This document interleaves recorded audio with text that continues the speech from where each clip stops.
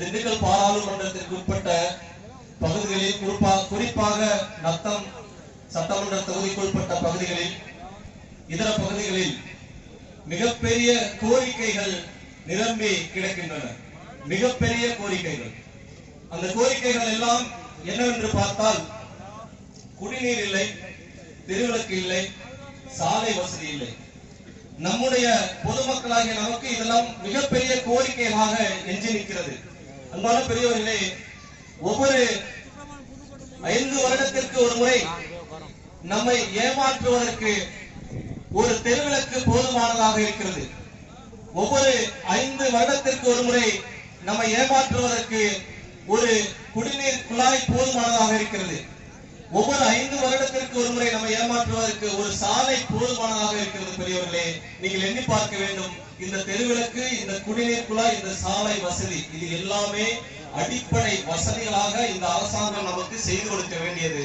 ஆனால் அறியாமையில் சிக்கி தவிக்கும் உங்களுடைய இயலாமையை எண்ணி இந்த அரசு உங்களை இதை எல்லாமே கேட்டு கெஞ்சி பெறக்கூடிய நிலைமைக்கு தள்ளியிருக்கிறது. இந்த நத்தம் சட்டமன்ற தொகுதியில் அதுதான் நடந்து வருகிறது. பெரியவர்களே, கேட்டுக்கிட்டே இருக்கணும்.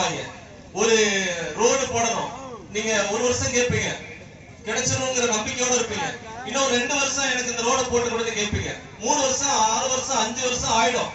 அந்த ரோடு கிடைக்கவே கிடைக்காது அப்படிங்கிற மனநிலைக்கு நீங்க வந்ததுக்கு பின்னாடி தேர்தல் நெருங்கும் போது ஒரு 4 மாசம் 3 மாசத்துக்கு முன்னாடி அந்த சாலையை போட்டு கொடுக்கும் போது நீங்க என்ன மனநிலையில இருப்பீங்க? பெரியவர்களே, முடியாத சாலையை போட்டு கொடுத்தாரு, எனக்கு இவருக்கு தான் இந்த ஓட்டு அப்படிங்கிற மனநிலைக்கு வந்துருவீங்க பெரியவர்களே. ஆனா இவங்க எல்லாரும் நம்ம இப்படிதான் வழிநடத்திட்டு இருக்காங்க. குறிப்பாக இந்த நத்தம் சட்டமன்ற தொகுதிக்கு உட்பட்டு இருக்கக்கூடிய நம்முடைய கிராமங்களில் இதுதான் நடைபெறுகிறது, நடந்தேறுகிறது. நம்ம ஏமாற்றுவதற்கு, நம்ம திசை திருப்புவதற்கு சின்ன சின்ன கோரிக்கைகள் அத்தனையும் கிடப்பில் போட்டு நம்மை மடைமாற்றுகிற வேலைகள் மட்டுமே செய்து வருகிறார்கள். காரணம், நாம் இவர்கள் அபாயகமாக எண்ணிக்கொண்டிருக்கக்கூடிய நம்முடைய அரசியல் பிரவேசத்தை இவர்கள் சந்தித்து விடக் கூடாது என்பதில் தெளிவாக இருக்கிறார்கள். பெரியவர்களே, நீங்க ஒண்ணு இல்ல, இந்த பகுதியில நம்முடைய பொறுப்பாளர்களையே ஒரு இதர சமுதாயத்தினராகட்டும் அல்லது இதர அமைப்பினராகட்டும் ஒரு பெரிய மாநாடு போடுறாங்க. நம்ம அதை தடுக்கணும் அப்படின்னு நினைச்சோம்னா அந்த மாநாட்டை தடுக்கிறதுக்காக நம்ம என்னவெல்லாம் செய்ய வேண்டியிருக்கும்? காவல்துறையிட்ட கம்ப்ளைண்ட் கொடுக்க வேண்டியிருக்கும், திறமையான வழக்கறிஞர்களை வச்சு உயர்நீதிமன்றத்துல ஸ்டே போடணும் அப்படின்ட்டு முயற்சி எடுக்க வேண்டியிருக்கும். இது மாதிரி எண்ணற்ற முயற்சிகள் எடுக்க வேண்டியிருக்கும். ஆனா நம்முடைய சுபாவம், அவர்கள் என்ன தெரியுமா செய்வாங்க? நம்முடைய மாநாடு நீர்த்து போகணும்னு அவங்க முடிவு பண்ணிட்டாங்கன்னா ஒரு 1600 ரூபாய்க்கு 100 சிங்கிள் பிட் போஸ்ட் மட்டுமே ரெடி பண்ணிடுவாங்க. பெரியவர்களே, இதெல்லாம் நம்ம ரொம்ப தெளிவா நுட்பமா அவசியம் ஆராயும். ஒவ்வொரு நாளும் எப்பவுமே எந்த ஒரு நிகழ்வா இருந்தாலும் கடைசி 10 நாள் தான் ஒரு அதீத வேலையாற்றல் இருக்கும். அப்போ இன்னைக்கு ஒரு 3 போஸ்ட்ல நம்ம போஸ்ட்ல உதாரணத்துக்கு சொல்ல வரோம். இன்னைக்கு ஒரு 3 போஸ்ட்ல நம்ம போஸ்ட்ல விட்டுறோம். நம்ம என்ன பண்ணுவோம்? அவங்கள போய் சண்டை போட்டு அந்த நேரத்தை கழிச்சுட்டு இருப்போம். நாளைக்கு ஒரு 3 போஸ்ட் ஒட்டுவான், அவங்கள சண்டை போட்டு அப்படியே நெருங்கி வரும்போது கடைசியில அவன் நினைத்தது நிகழ்ந்தேறி இருக்கும். நாம் அடைய வேண்டிய லட்சியம் கனவாகவே எஞ்சி இருக்கும். அதைத்தான் நாம் செய்யக்கூடாது. பெரியவர்களே, நாம் நம்முடைய ஏன், எதற்கு, எப்படி என்கிற கேள்வி கேட்கும் அறிவாற்றலை வளர்த்துக் கொள்ள வேண்டும். அப்பொழுதுதான் நாம இந்த சமுதாயத்தில் தன்னிறைவான ஒரு அரசியல் விழிப்புணர்வை அடைய முடியும். பெரியவர்களே, சின்ன சின்ன விஷயத்துல கூட நாம இதெல்லாம் தோட்ட விடுறோம். ஒரு அண்ணன் ஒருத்தவங்க ஒரு 2-3 நாளைக்கு முன்னாடி போன் பண்ணி, வேட்டை தடுப்பு காவல்துறை வந்து எங்க வீட்டுக்கு ரெய்டு வந்திருக்காங்கன்னு. ஏதாவது வேட்டை தடுப்பு காவல்துறை உங்களுக்கு ரெய்டு வந்தா நீ என்ன பண்ண, இது வேட்டைக்கு போனியா அப்படின்னு கேட்டோம். அதெல்லாம் இல்ல, வேட்டைக்கெல்லாம் போல. அப்புறம் என்ன பண்ணுன, ஏன் உங்க வீட்டுக்கு ரெய்டு வந்துச்சு அப்படின்னு கேட்டாங்க. அப்ப அவங்க சொன்னது என்னன்னா, ஒரு போன் கால் வந்தது 1 வாரத்துக்கு முன்னாடி. நீங்க வேட்டையாடுற சமூகங்களா? நம்முடைய சமூகம் தான் நானே. நீங்க திருச்சிக்கு வாங்க, எஸ்ஆர்எம் காலேஜ்ல வேட்டைக்காரர்கள் எல்லாம் கூடுகிற ஒரு கூட்டம் அரேஞ்ச் பண்ணிருக்கோம். அந்த கூட்டத்துக்கு வந்து நாம இனி வருங்காலங்கள்ல அரசாங்கத்துக்கு வேட்டையாடுறதுக்கு உரிமை கேட்டு பெறணும் அப்படின்னு கூப்பிட்டாங்க. நாங்க போனோம்.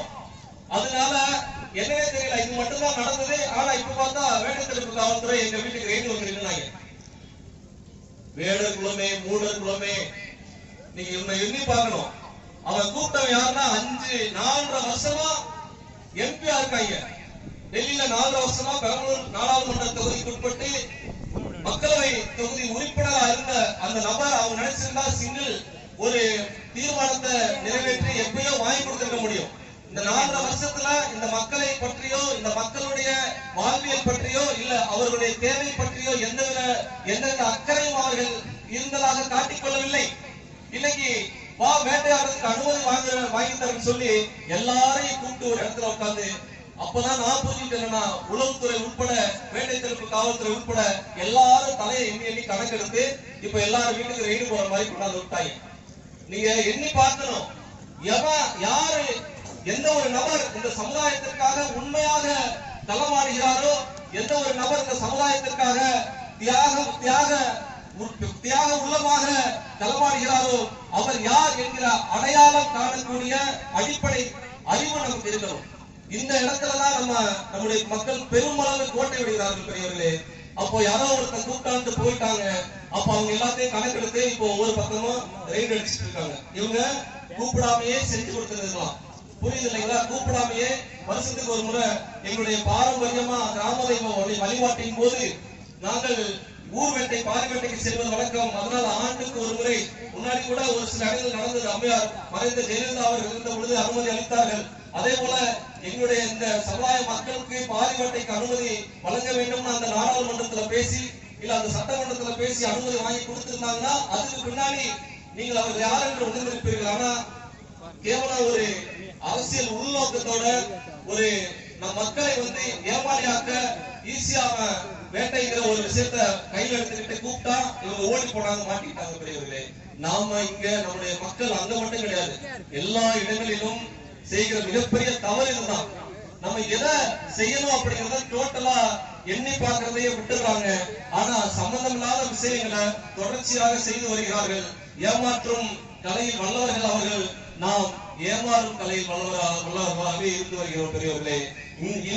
இனி இது போன்று எந்த ஒரு இடத்திலையும் நாம அலோவ் பண்ணக்கூடாது, சின்ன சின்ன விஷயங்களா இருந்தாலும்.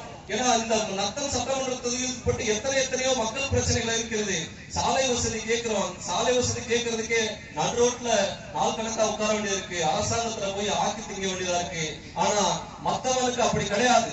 அவன் ஒரு கேட்டு என்னை கேட்டு பெறுவதற்கு முன்பாகவே அடுத்தவனுக்கு அதை செய்து விடுகிறார்கள். நமக்கு கெஞ்சி கூத்தாடி பெரும்படி செய்து விடுகிறார்கள். அப்படின்னா நம்முடைய வாழ்வியலை நமக்கு தெரியாமல் அவர்கள் மாற்றிக் கொண்டிருக்கிறார்கள் பெரியவர்களே. அதற்கும் நாம் அகப்பட்டுக் கொண்டு இன்னைக்கு வரைக்கும் கண்ணி வெடியில கால் வச்ச மாதிரி கட்டிய வலையில சிக்கின மாதிரி நம்முடைய மக்கள் அலைமோதுகிறார்கள். இந்த அரசியல் சூழ்ச்சியிலிருந்து நாம் விடுபட வேண்டும். இனி வரும் காலங்களில் நம்முடைய தலைவர் கே செல்வகுமார் அவர்களுடைய வழிகாட்டுதலின் பேரில் ஒரு உயர்ந்த லட்சியத்தை நோக்கி இந்த பெரும் சமுதாயம் விடுபட வேண்டும், அவர்கள் ஒரு விடுதலை நோக்கி செல்ல வேண்டும் என்று கூறி வாய்ப்புக்கு நன்றி கூறி விடைபெறுகிறேன். நன்றி வணக்கம்.